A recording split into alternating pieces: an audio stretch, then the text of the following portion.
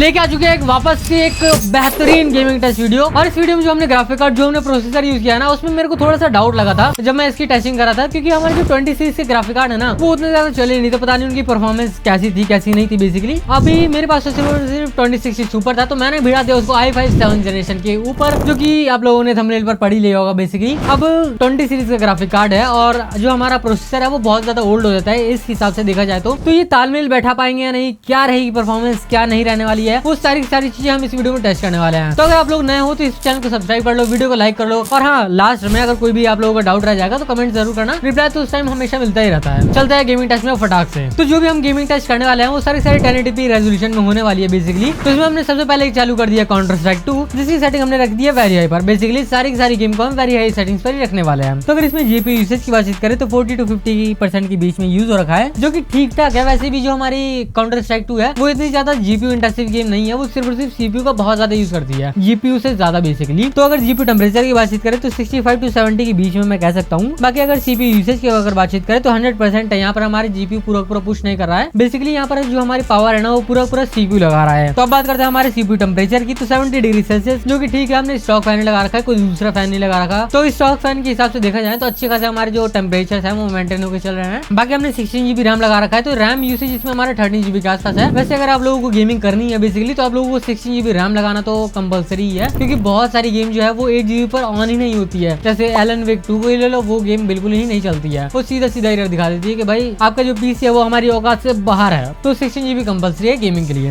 बाकी इसके बाद हमने चालू करी थी GTA 5 का एनहांस वर्जन, जिसकी सेटिंग हमने रखी है मैक्सिमम रे ट्रेसिंग, जो कि आप लोग सामने देख भी सकते हो। बाकी हमने DLSS भी लगा रखा था परफॉर्मेंस पर रख के। सारी सेटिंग्स आप लोगों के सामने है। 1080p रेजोल्यूशन में सारी टेस्टिंग हो रही है। तो अगर इसमें जीपीयू यूसेज की बातचीत करें तो वही हमारा 100% पुशिंग पर नहीं है, 35 to 40 के बीच में चल रहा है। बाकी जीपीयू टेम्परेचर हमारा 50 डिग्री सेल्सियस है। सीपीयू यूसेज हमारा 100%, जो कि हमारा वही काउंटर स्ट्राइक 2 में था। वैसे ही सारे सिनेरियोज निकल के आ रहे हैं, बस हाँ इसमें जीपीयू टेम्परेचर थोड़ा सा कम है। बाकी अगर सीपीयू टेम्परेचर की बातचीत करें तो 70 डिग्री सेल्सियस, जो कि हाँ हमारा वही काउंटर स्ट्राइक वाला कह सकते हैं हम। बाकी अगर रैम यूसेज की अगर बातचीत करें तो 12 GB से थोड़ा सा ऊपर है, लेकिन हाँ ठीक है, 12 GB के आसपास ही मैं कह सकता हूँ। बाकी जो FPS हमारे बहुत ज्यादा अच्छे नहीं आ रहे हैं, और इसका रीजन यही है जो हमारे जीबी वो 100% लोड पर जा ही नहीं रहा, वो 100% अपना यूसेज कर ही नहीं रहा है। जो 100% पावर लगा रहा है वो सिर्फ और सिर्फ हमारा सीपीयू ही है।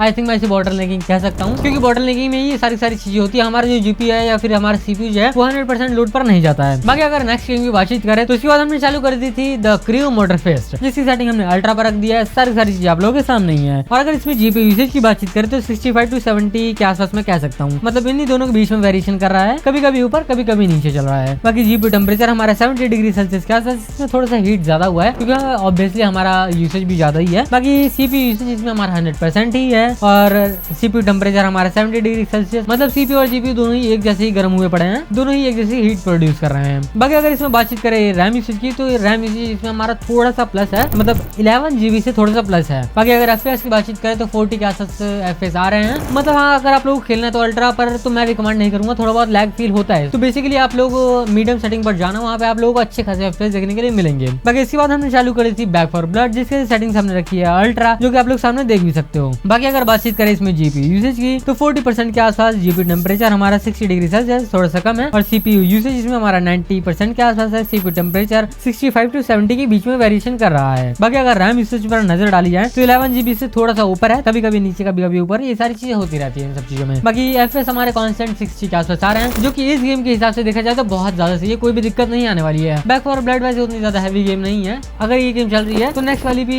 देख ही लेते हैं, नेक्स्ट वाली हमारी कैसे परफॉर्म करती है। बाकी इसके बाद हमने चालू कर दी थी हॉगवर्ट्स लेगेसी, जिसकी हमने सेटिंग्स रखी है अल्ट्रा रे ट्रेसिंग। मतलब जो भी सेटिंग्स हो सकते हैं ना, वो सारी चीजें हमने लगा दी है। बाकी इस पीसी से हमें परफॉर्मेंस ही चाहिए, इसलिए हमने इसमें रख रखा है DLSS को अल्ट्रा परफॉर्मेंस पर। बाकी अगर स्टैट्स पर नजर मारी जाए तो जीपी से जिसमें हमारा 50% के आसपास है, जीपीयू टेम्परेचर 60 डिग्री सेल्सियस के आसपास, सीपीयू यूसेज 80% के आसपास है, CPU temperature 60 degree Celsius, RAM usage हमारा 14.5 GB से थोड़ा सा ऊपर है। बाकी अगर FPS की बातचीत की जाए तो 20 to 30 के आसपास में कह सकता हूँ, जो कि प्रॉपर फील हो रहा है हर एक चीज करते हुए, हर एक एंगल से मारते हुए। मतलब बंदों को यार क्या ही सोचते रहते हो हर एक चीज में। मतलब जो भी मैं कर रहा हूँ, जैसे मैं भाग रहा हूँ, जैसे मैं हर एक चीज कर रहा हूँ, उसमें जो FPS है वो प्रॉपर तरीके से फील हो रहा है। हर एक चीजें जो FPS हमारे 20 to 30 के बीच में वेरिएशन कर रहा है ना, वो पता चल रहा है कि हाँ भाई FPS कम है हमारे। बाकी अगर GTA 5 की बातचीत करें तो GTA 5 में 20 to 30 FPS उतना ज्यादा पता नहीं चलता, बट हाँ लैग तो उसमें भी करता ही है, लेकिन इतना ज्यादा पता नहीं चलता है बेसिकली। लेकिन अगर आप लोग खेलना चाहो तो मैं रिकमेंड नहीं करूंगा कि अल्ट्रा सेटिंग पर इन सब में से किसी भी गेम को खेलो। वैसे तो मैं इस पीसी को बिल्ड करने की रिकमेंडेशन बिल्कुल भी नहीं दूंगा, क्योंकि अगर आप लोगों ने एक चीज नोटिस करी होगी कि किसी भी गेम में हमारे जो जीपीयू था तो 100% लोड पर गया ही नहीं है, बिकॉज ऑफ बॉटल नेकिंग की वजह से जो हमारा जीपीयू था ना वो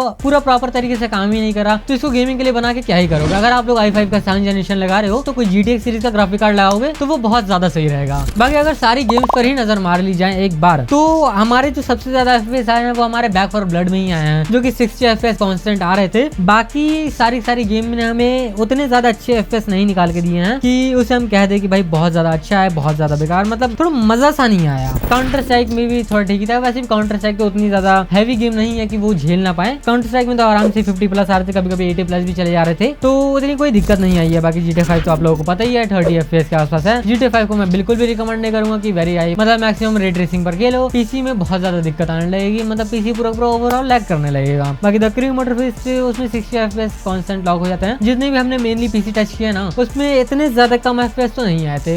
क्रू मोटरफेस अच्छे खासे FPS प्रोड्यूस कर दे रहा था, बट इस पीसी में वो चीज नहीं हुई बिकॉज ऑफ बॉटल नेकिंग। तो आई थिंक आप लोगों के सारे डाउट्स क्लियर हो गए होंगे। अगर आप लोगों को कोई भी डाउट रह गया हो तो कमेंट सेक्शन आप लोगों के लिए खुला है, कमेंट करो, रिप्लाई जरूर मिलेगा। मिलते हैं नेक्स्ट वीडियो के लिए। Bye bye, take care.